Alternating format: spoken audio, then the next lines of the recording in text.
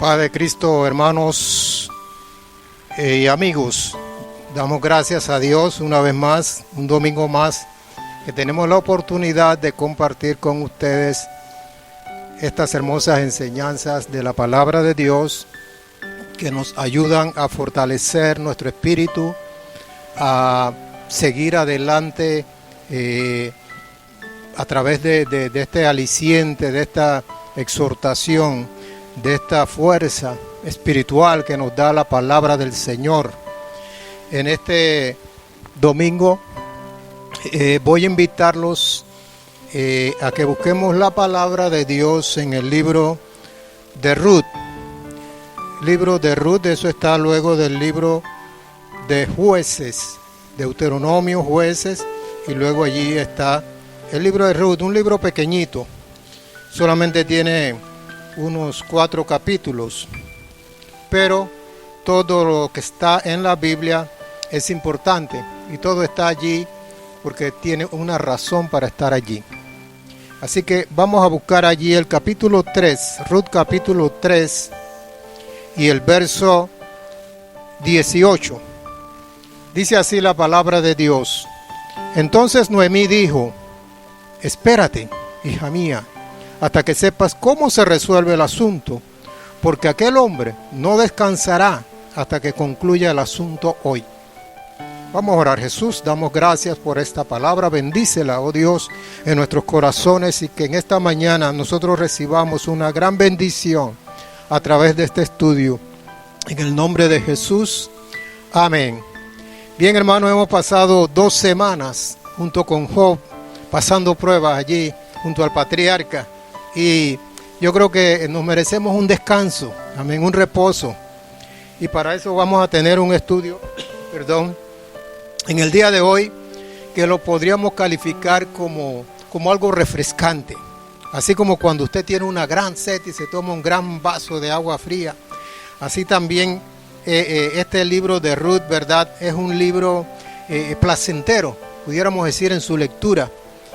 Y estamos hablando del libro de Ruth porque como un estudio placentero, porque presenta una historia muy hermosa, que tiene un final feliz, como aquellas historias que nos contaban a nosotros, o aquellos cuentos que nos contaban cuando nosotros éramos niños, y que terminaban y se casaron y fueron muy felices. Pero este libro, detrás de esa historia que vemos en primer plano, que a nuestra manera de ver las cosas se trata de una historia romántica, hay un mensaje muy importante relacionado con el plan de salvación que Dios tiene para el hombre.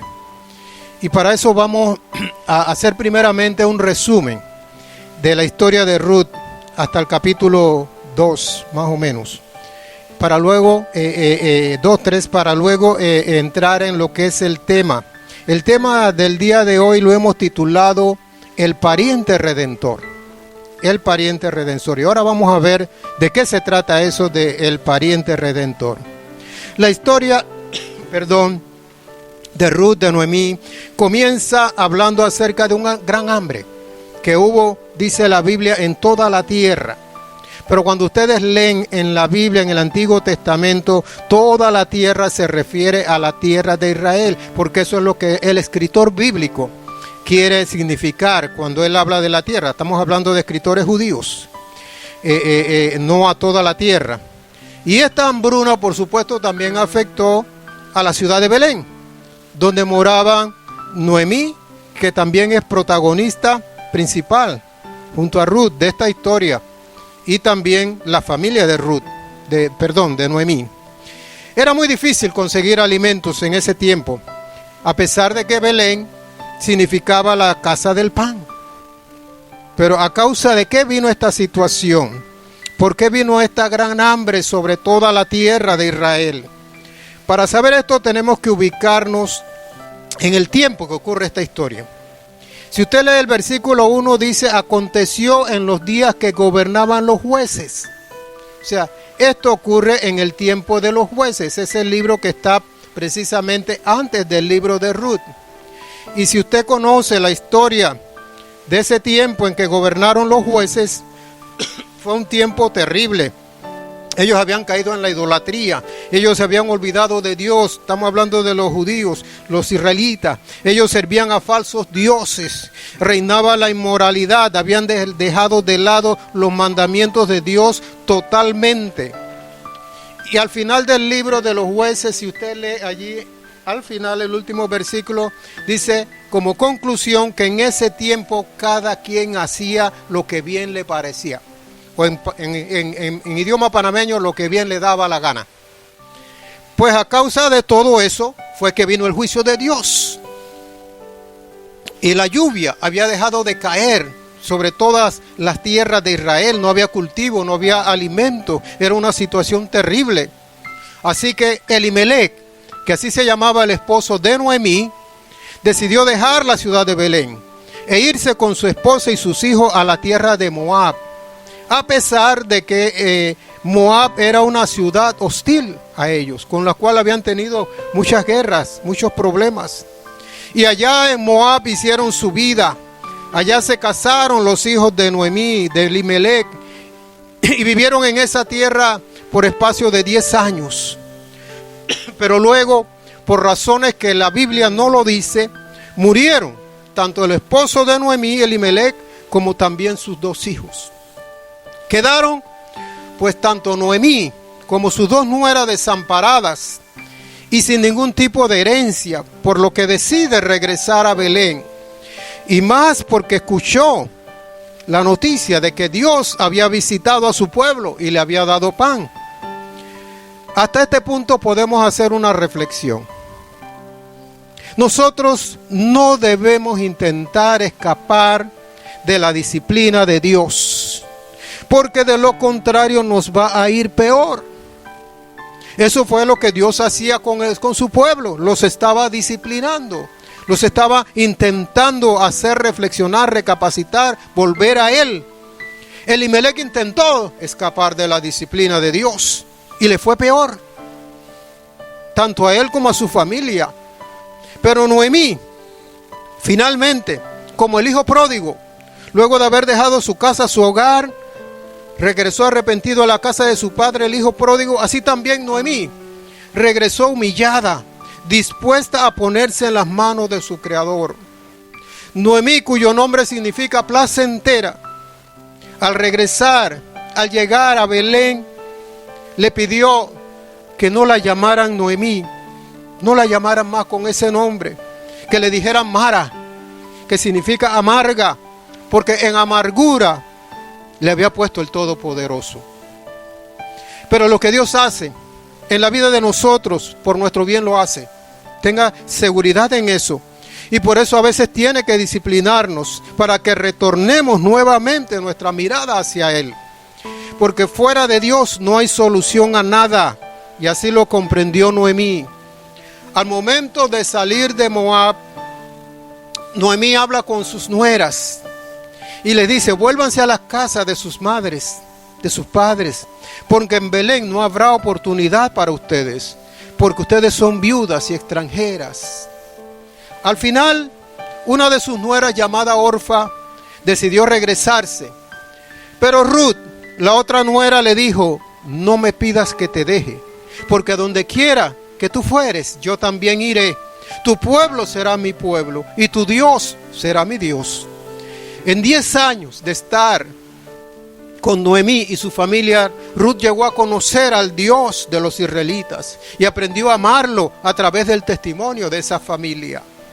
De esta manera llegaron a Belén Noemí y Ruth, la moabita, al comienzo de la siega de la cebada, dice el relato. Y Ruth, sintiéndose responsable por su suegra, le pide permiso para ir a recoger espigas y ella se lo concede. La costumbre en aquellos tiempos, y aun si nosotros leyendo el Nuevo Testamento, los tiempos de Jesús, vemos que todavía se mantenía esa costumbre, era que se permitía a los pobres del pueblo ir detrás de los segadores y recoger lo que ellos dejaban.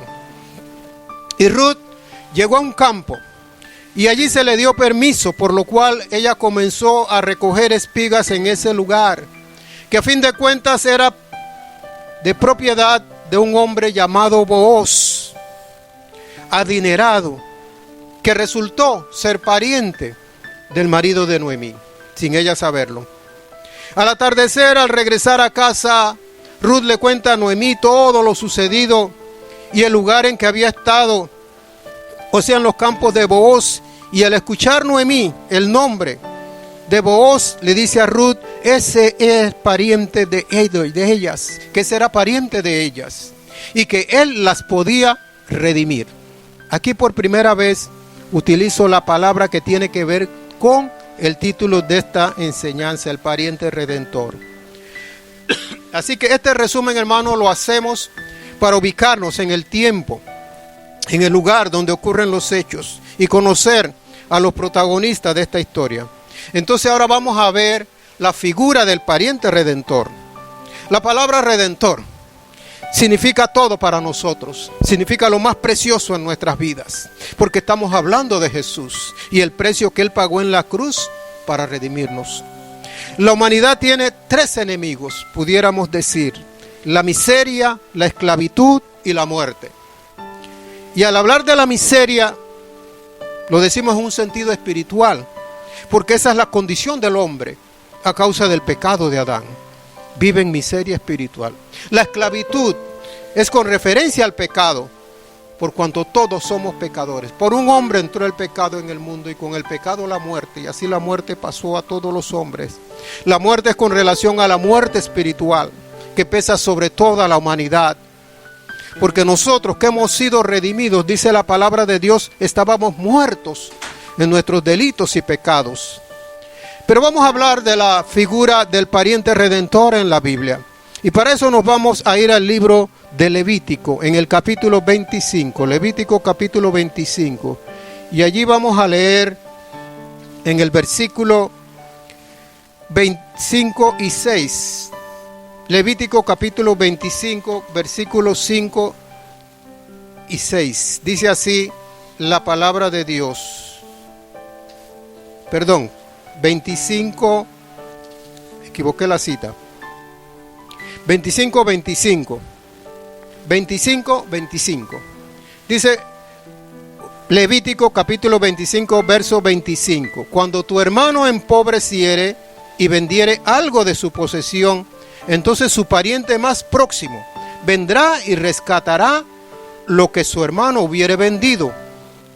Y cuando el hombre no tuviere rescatador y consiguiere lo suficiente para el rescate, bueno, y ahí sigue la regla, la ley, lo que dice la ley. Pero lo más importante es lo que dice el verso 25. Cuando tu hermano empobreciere y vendiere algo de su posesión, podía ser su heredad, su tierra, todo lo que tenía, entonces su pariente más próximo vendrá y rescatará lo que su hermano hubiere vendido. Perdón. Cuando Dios puso al hombre en el jardín del Edén, le dio la tierra por heredad. El Salmo 115, verso 16 dice: los cielos son los cielos de Jehová, y ha dado la tierra a los hijos de los hombres. Pero la serpiente antigua, al convencer a Eva de desobedecer a su creador, y a la vez Eva a Adán, perdieron su heredad, perdieron su herencia, la cual quedó en manos de Satanás. Se necesitaba entonces un pariente redentor para que pagara el precio que le restituiría la tierra como heredad del hombre. Pero el hombre no solo perdió esa herencia, sino que también perdió lo más preciado, la vida eterna, al entregarle su vida al diablo. De tal manera que el pariente redentor no solo tenía que redimir la herencia del hombre, hablando de la tierra, sino al propio hombre. Esto sucedía en Israel, donde los pobres que ya no tenían nada se vendían a sí mismos como esclavos para no morir de hambre. Pero si llegaba un pariente redentor que estuviera dispuesto a pagar el precio que exigía el dueño del esclavo, este era redimido. Conociendo esto, podemos regresar nuevamente a la historia de Noemí, de Ruth y de Booz. Ruth siguió espigando en los campos de Booz hasta que terminó el tiempo de la siega de la cebada. Una vez terminada la siega, venía la labor de aventar la parva de la cebada. Y tal vez nosotros no entendemos qué significa esto. Para entenderlo, pensemos en el arroz. que para sacarle la frecho se echa al viento en una batea. Allá en el interior lo usan mucho. Amén. Pues así mismo sucedía con la cebada. Había que sacarle la paja que tenía la cebada hasta que la cebada quedara limpia. Toda la cebada cosechada se aventaba una vez terminada la siega durante la noche hasta tarde. Y era como una especie de celebración, de fiesta. Y los hombres y criadas dormían allí en el campo para continuar al día siguiente. Noemí, que veía en Booz la figura del pariente redentor, le da instrucciones a Ruth para que, conforme a la costumbre de la época, esperara a que él se durmiera y luego se acercara a él. Recuerden que estaban en el campo. Se acostara a sus pies y se los descubriera. Esas eran las costumbres de la época. Ruth siguió las instrucciones de Noemí al pie de la letra. Y a la medianoche, cuando ya Booz se había dormido, hizo según lo que le dijo Noemí. Booz se despierta sobresaltado y le pregunta: ¿quién eres? Pues en la oscuridad no podía saberlo. Y Ruth le contesta. Libro de Ruth. Vamos nuevamente al libro de Ruth. Recuerden, Deuteronomio, Jueces y libro de Ruth. Nuevamente al libro de Ruth. En el capítulo 3, el verso 9. Entonces él dijo: ¿quién eres? Y ella respondió: yo soy Ruth, tu sierva. Extiende el borde de tu capa sobre tu sierva, por cuanto eres pariente cercano. Y Booz le responde en el verso 11: ahora pues no temas, hija mía, yo haré contigo lo que tú digas, pues toda la gente de mi pueblo sabes que eres mujer virtuosa. Ruth regresa a casa y le cuenta a Noemí todo lo sucedido.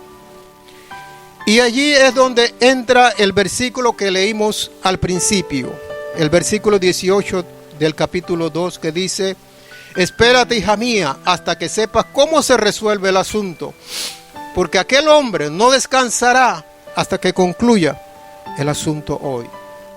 Booz sentía una gran admiración por Ruth, porque ella, a pesar de ser de tierra extranjera, no había abandonado a su suegra.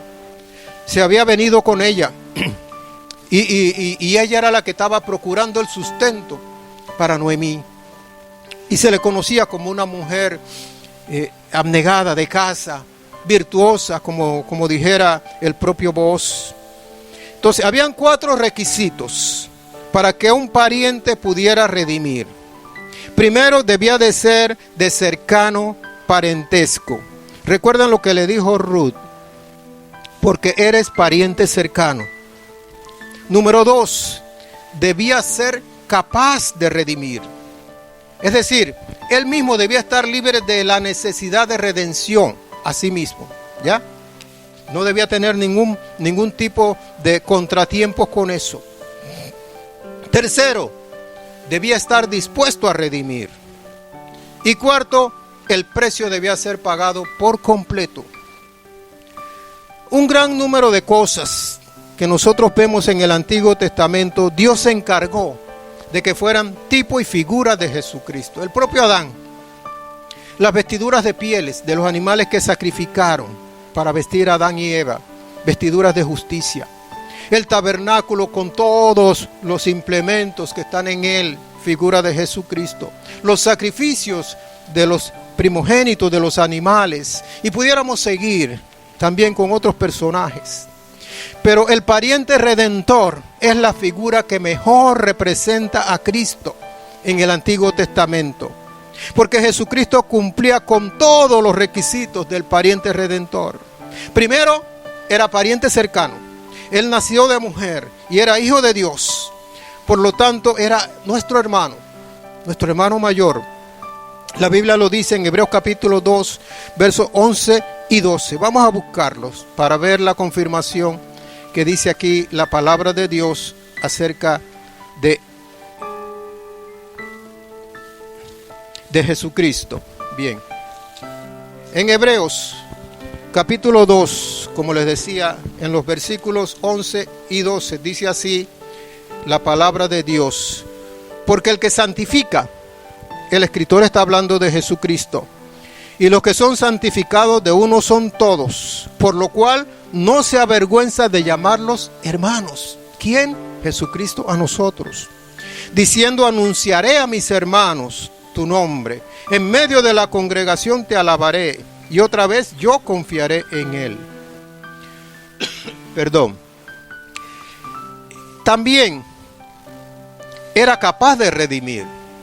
¿Por qué era capaz de redimir? Porque él no tenía necesidad de redención de sí mismo, porque él era santo, él era hijo de Dios, él era sin pecados, no tenía necesidad. Incluso él se bautizó por Juan el Bautista, fue bautizado para que cumplamos toda justicia, porque Juan el Bautista no lo quería bautizar. Tú no tienes necesidad, le decía a Jesús. Tercero, él debía estar dispuesto a redimir. Para eso él vino, para eso estuvo aquí en la tierra. Esa era su misión. Vino especialmente para redimir a la humanidad.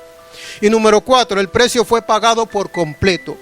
Él era el Cordero perfecto, sin mancha y sin defecto, y pagó completamente lo que había que pagar. Nosotros éramos esclavos por voluntad propia. ¿Por qué digo eso? Porque nadie obligó a Adán a hacerse esclavo de Satanás. Él lo hizo por su propia voluntad. Y nosotros nacimos como hijos de esclavo. La ley era que si un esclavo tenía un hijo, este le pertenecía al dueño del esclavo. Pues eso fue lo que sucedió con nosotros. Y necesitábamos que un pariente redentor pagara el precio por nuestra liberación, por nuestra redención. Perdón. Y eso fue lo que hizo Jesús, por cuanto ninguno de nuestros parientes humanos lo podía hacer. Vos estaba dispuesto a redimir, pero había un pariente más cercano que él, por lo que se dirigió a la puerta de la ciudad, que era el tribunal de justicia, lugar donde se decidían los asuntos importantes. Y he aquí que pasaba aquel pariente cercano, por lo que lo llamó, y también llamó a 10 ancianos de la ciudad y les informó de la situación de Noemí y Ruth. Es posible que Elimelec, antes de salir de Belén, hubiera pedido prestado dinero debido a la hambruna, poniendo como garantía su tierra. Así que había que pagar ese dinero para recuperar esa heredad. El pariente cercano dijo que estaba de acuerdo, que él iba a pagar la hipoteca, por decirlo así. Pero luego Booz le dijo que también debería casarse con Ruth, de acuerdo a la ley de Moisés, para preservar la descendencia de Elimelec. Pero ahí fue donde el pariente cercano, más cercano, no estuvo de acuerdo. Dice, porque luego yo voy a tener que repartir mi herencia también con los hijos que tenga con Ruth. ¿Cuántos dan gloria a Dios? Así que él desistió y dice, no, yo no voy a redimir. Así quedó el camino abierto para vos, para que redimiera, lo cual él hizo pagando el dinero de rescate por la tierra. Y también estuvo dispuesto a casarse con Ruth, por considerarla una mujer virtuosa, una mujer casta. Aquí hay otro aspecto de la redención. Un hermano, si podía redimir a su hermano que estuviera en esclavitud, con seguridad que lo iba a hacer. ¿Por qué razón? Por el amor fraternal que había entre ellos. Igual si fuera un padre con un hijo con su padre. Vos llegó a amar y admirar a Ruth por lo que ella era, una mujer abnegada, generosa, admirable. Él no pensaba como el otro pariente en su heredad, que aquello le podría causar daño. Jesucristo nos redimió a nosotros por amor, estando dispuesto aún a dar su vida.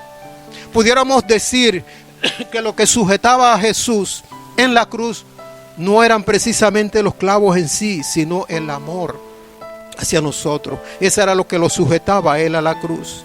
Y así como el amor de Booz hacia Ruth lo llevó a casarse con ella, así también Jesús se va a desposar con su novia, que es la iglesia, en aquel día de las bodas del Cordero que menciona el libro de Apocalipsis.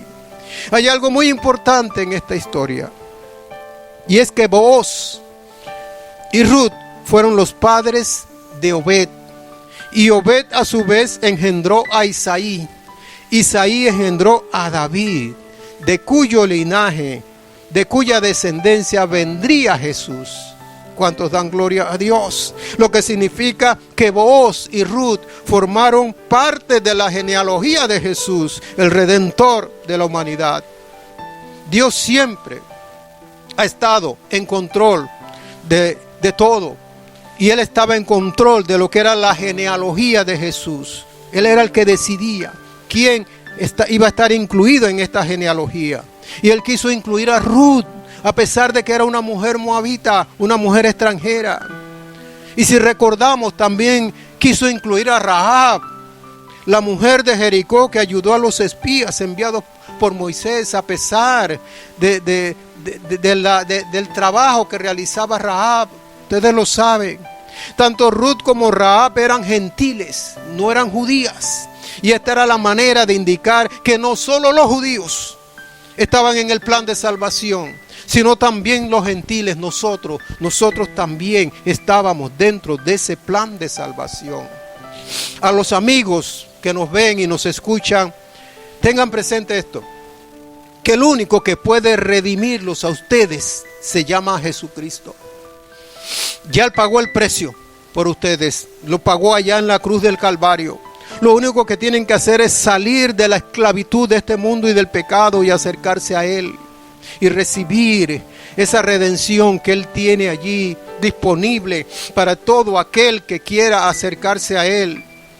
Por eso en este día nosotros nos gozamos y nos alegramos de tener un pariente redentor como lo es Jesucristo. A Él sea la gloria, a Él sea la honra y a Él sea la alabanza. Esta historia que acabamos de ver así a modo ligero, por decirlo así, es una historia hermosa, como yo les decía, que detrás de esa historia de romance, que se presenta a primera vista, está esta historia, está la figura del pariente redentor, está la figura de Jesucristo aquí incluida en este relato, no de una manera clara, total, no, pero sí de una manera figurativa, pudiéramos decir, a través del pariente redentor. Nosotros tenemos la dicha de tener a un Padre Celestial que nos ama con un amor que está más allá del límite de nuestra mente humana. Dice la Escritura, el libro de Juan capítulo 3, verso 16, porque de tal manera amó Dios al mundo, que ha dado a su Hijo unigénito, el pariente redentor, para que todo aquel que en Él crea no se pierda, mas tenga vida eterna.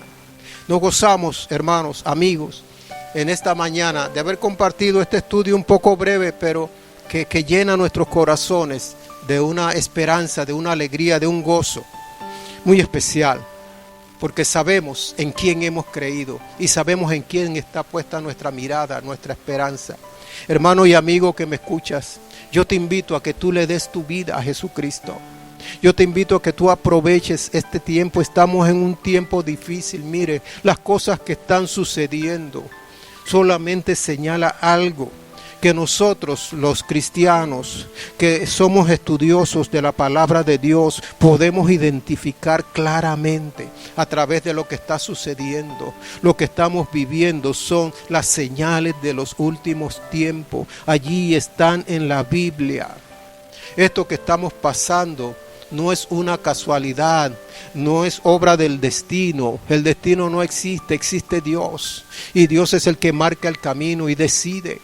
Y Él decidió que ya para este tiempo iban a comenzar las primeras cosas que iban a señalar el final de los tiempos. Por eso, hermanos, amigos, hay que apercibirse, hay que prepararse, hay que buscar a Jesucristo ahora más que nunca. Que Dios me los bendiga, mis queridos hermanos, amigos, y como siempre les decimos, suscríbase a nuestro canal y así nos ayudará a servirles mejor. Aquí a mi izquierda, a mi derecha van a aparecer unos iconos, uno con la figura de la familia pastoral. Hágale clic allí y suscríbase y recibirá también los avisos cuando nosotros tenemos programas a través de la campanita esa que usted debe activar para que le lleguen los avisos de los programas. Nos estaremos viendo la próxima semana, Dios mediante, y dele la gloria, dele la honra y dele la alabanza siempre al Señor. Que Dios me los bendiga. Amén.